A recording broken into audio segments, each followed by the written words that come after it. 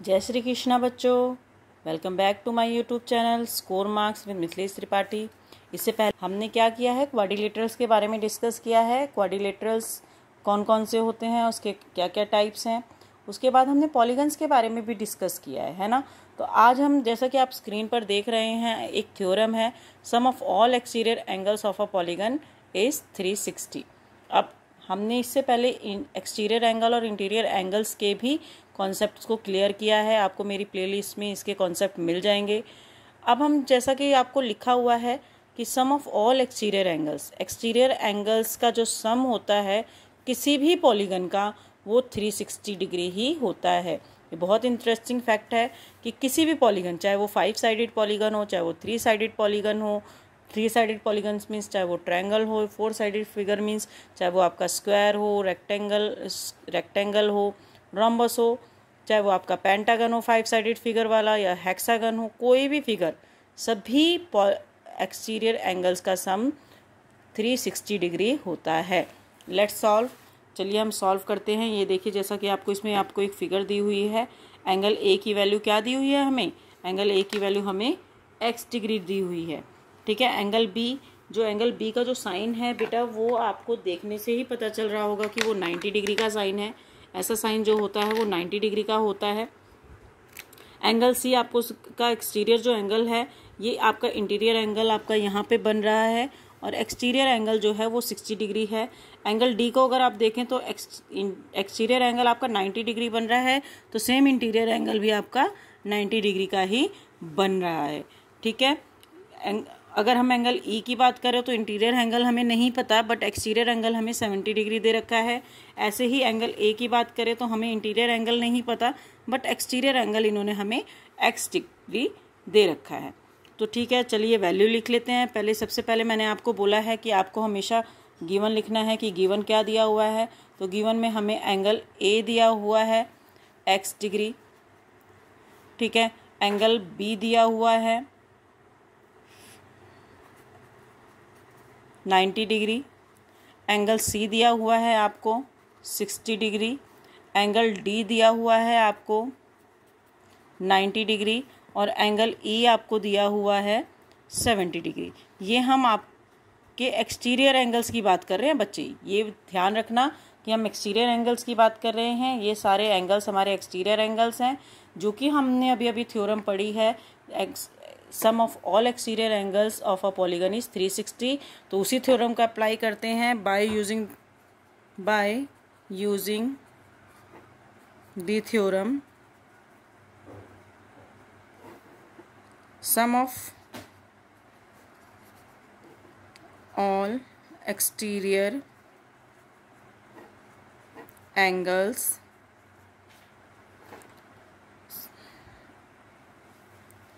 is 360 degree. इस theorem का हम अप्लाई करते हैं और सारे एंगल्स को प्लस कर देते हैं। ठीक है। एंगल ए की वैल्यू क्या है? x degree, plus angle B की वैल्यू क्या है? 90 डिग्री, प्लस एंगल सी की वैल्यू क्या है आपकी? 60 डिग्री, प्लस एंगल डी की वैल्यू क्या है आपकी? 90 degree, and plus angle E की वैल्यू क्या है? 70 डिग्री। ठीक है। इन सब का सम क्या होता है? 360 दे रखा है, क्योंकि हमने ऊपर आपको ये थ्योरम अप्लाई ऑलरेडी बता चुके हैं कि इस थ्योरम के बारे में। अब प्लस कर लेते हैं। डिजिट्स को हम एक साथ प्लस करेंगे। क्या होगा सम डिजिट्स का? तो ये आपका चारों को जब हम सम को प्लस कर रहे हैं तो इसका जो सम होगा वो 310 डिग्री होगा, और जो इक्वल होगा 360 के। अब 310 आपका यहाँ प्लस हो रहा है, उधर जाके क्या हो जाएगा बेटा? ये माइनस हो जाएगा। 360 माइनस 310 डिग्री, जिसका आंसर आएगा 50 डिग्री। तो ये मीन्स कि एंगल एक्स की वैल्यू हमारी कितनी आ गई? 50 डिग्री आ गई।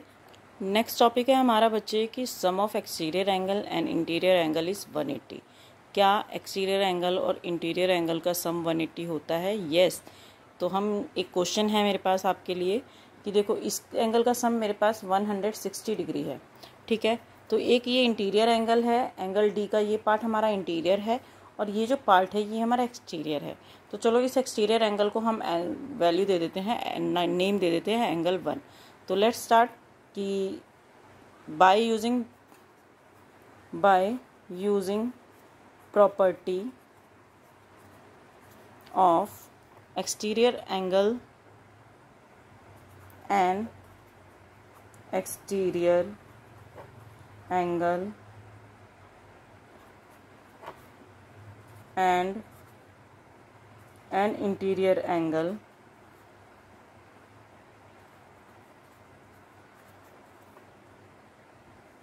सॉरी हमें यहाँ पे है by using the property of sum of an exterior angle and an interior angle is equal to 180 degree. ठीक है, चलिए एंगल 1 प्लस 160 दोनों का सम कितना होगा 180। हमने ऊपर वाली प्रॉपर्टी यूज़ की है। ठीक है, इसमें एंगल 160 इधर प्लस हो रहा है, उधर जाके माइनस हो जाएगा, तो एंगल 1 की वैल्यू आ जाएगी 180 माइनस एंगल 160। एंगल 1 की वैल्यू आपकी आ गई 20 डिग्री। ठीक है, इस तरीके से आप ये चीज़ क्लियर कर सकते हो। कभी भी एक अंदर का एंगल दिया हो और अगर एक बाहर का एंगल दिया हो तो आप उसके सम को 180 के इक्वल करके वैल्यूज़ फाइंड आउट कर सकते हो। अब अगर हम बात करें कि इसका कुछ अदर नेम भी है क्या, yes, exterior angle interior angle का एक अदर नेम भी है बेटा। जब हमारे पास एक स्ट्रेट लाइन होती है और वो हमारा 180 डिग्री का एंगल बना रहा होता है, कितने डिग्री का एंगल बना रहा होता है वो हमारे 180 डिग्री का। इसको जब हम 2 पार्ट्स में डिवाइड करते हैं तो ये एंगल 1 आ गया और ये एंगल 2 आ गया, तो इट मीन्स कि ये 180 के ही 2 पार्ट्स हैं। ठीक है, तो हम इसमें कह सकते हैं कि एंगल 1 प्लस एंगल 2 का जो सम होगा वो कितना होगा 180 डिग्री होगा, जिसको हम एक और नाम दे सकते हैं, क्या है, लीनियर पेयर। ठीक है, जब 180 डिग्री को कोई भी लाइन कट कर रही है 2 पार्ट्स में या फिर 3 पार्ट्स में भी कर सकती है, तो 3 पार्ट्स में भी अगर कर रही है तो हम उसको लीनियर पेयर का ही नाम देंगे और दोनों का सम किसके इक्वल होगा 180 के इक्वल होगा, या आप इसे सम ऑफ स्ट्रेट एंगल भी कह सकते हो, सम ऑफ स्ट्रेट एंगल। ठीक है, आप इसको सम ऑफ स्ट्रेट एंगल भी कह सकते हो। इस तरीके से ये जो प्रॉपर्टी है आपकी sum of exterior angle and interior angle is equal to 180, इसको हम लीनियर पेयर का भी नाम दे सकते हैं और इसको हम सम ऑफ स्ट्रेट एंगल का भी नाम दे सकते हैं। चलिए, आई होप कि आपको ये टॉपिक क्लियर हुआ होगा। चलो हम नेक्स्ट टॉपिक पे मूव करते हैं। ये 7th का ही कॉन्सेप्ट है, जहाँ पर हमारी 2 लाइन पैरेलल्स होती हैं। अगर इस लाइन को मैंने एल का नाम दे दिया और इस लाइन को एम का नाम दे दिया, तो 2 पैरेलल लाइंस जो कभी भी आपस में मिलती नहीं है, चाहे हम उसको कितना ही अब बढ़ा दें, इसकी लेंथ कितनी भी बढ़ा देते हैं, पर ये कभी भी आपस में मिलती नहीं है। ऐसी लाइंस को पैरेलल लाइन कहते हैं और इसका जो साइन होता है वो इस तरीके का होता है। आपका एल लाइन जो है वो एम के पैरेलल है, और जब पैरेलल लाइन को कोई भी लाइन जो है कट कर रही होती है तो उस लाइन का नाम होता है ट्रांसवर्सल। क्या बोलते हैं उसको, ट्रांसवर्सल बोलते हैं। और ट्रांसवर्सल जब किसी भी 2 पैरेलल लाइन को कट कर रही होती है तो उससे हमारे कुछ एंगल्स निकल कर आते हैं, जिसके बारे में आज हम पढ़ने जा रहे हैं। वैसे तो ये 7 का कॉन्सेप्ट है जो कि आपके आगे आने वाली सारी क्लासेस में काम आता है, जिसको हम आगे भी यूज़ करते हैं। देखिए, अब हम बात करते हैं कॉरस्पॉन्डिंग एंगल्स की। कॉरस्पॉन्डिंग एंगल्स मीन्स, वैसे तो हम कॉरस्पॉन्डिंग का मीन कह सकते हैं कि सेम पोजीशन, मीन्स कि अगर किसी भी एंगल्स की पोजीशन सेम है तो उसको हम कॉरस्पॉन्डिंग एंगल्स कह सकते हैं। फॉर एग्जांपल देखो, अगर ये बाहर का एंगल है, ये भी लाइन के ऊपर का एंगल है और ये भी लाइन के ऊपर का एंगल है, और दोनों की पोजीशन सेम है, सेम साइड है, और इसको हम बोलते हैं कॉरस्पॉन्डिंग एंगल्स। अगर मैंने इसको ए का नाम दिया और इसको बी का नाम दिया तो हम कह सकते हैं कि एंगल जो ए है वो आपका इक्वल है एंगल बी के, क्योंकि ये आपका कॉरस्पॉन्डिंग एंगल्स बनाते हैं। इस एंगल्स का नाम क्या है बच्चे, कॉरस्पॉन्डिंग एंगल्स। और कॉरस्पॉन्डिंग एंगल्स क्या होते हैं, आर ऑलवेज इक्वल और ऑलवेज इक्वल। ठीक है, अब इसमें क्या और भी एंगल्स बन रहे हैं कॉरस्पॉन्डिंग? हाँ जी मैम, बिल्कुल बन रहे हैं। अगर हम बात करें कि सेम इसी के नीचे वाला एंगल और सेम इसी के नीचे वाला एंगल, तो देखो दोनों की पोजीशन सेम है। ये भी इस 90 से अबव का एंगल बना रहा है और ये भी 90 से अबव का एंगल बना रहा है। और अगर मैं इस एंगल को सी और एंगल डी का नाम दे रही हूँ तो हम कह सकते हैं कि एंगल सी जो है वो इक्वल है एंगल डी के, क्योंकि ये भी कॉरस्पॉन्डिंग एंगल्स बना रहे हैं। अब ये आपके कॉरस्पॉन्डिंग एंगल्स हो गए। अब हम बात करेंगे आपके अल्टरनेट इंटीरियर एंगल्स। जैसा कि नाम से ही पता चल रहा है, alternate interior angle, alternate interior angles. Alternate interior angles भी जब बनते हैं जब आपकी कोई भी दो लाइन आपस में पैरेलल है और उसको एक ट्रांसवर्सल कट कर रही है, तो उस कंडीशन में हम अल्टरनेट इंटीरियर एंगल्स बोलेंगे। इंटीरियर का मतलब होता है अंदर के एंगल्स और अल्टरनेट का मतलब होता है कि एक साइड इस तरफ तो एक साइड इस तरफ। फॉर एग्जांपल ध्यान से देखो, ये अंदर के दोनों अंदर के एंगल्स हैं और एक इस तरफ का एंगल है और एक इस तरफ का एंगल है। और अगर मैं इसको एंगल 1 का नाम दूं और एंगल 2 का नाम दूं तो हम कह सकते हैं कि एंगल 1 जो है वो एंगल 2 के इक्वल है, क्योंकि ये अल्टरनेट इंटीरियर एंगल है।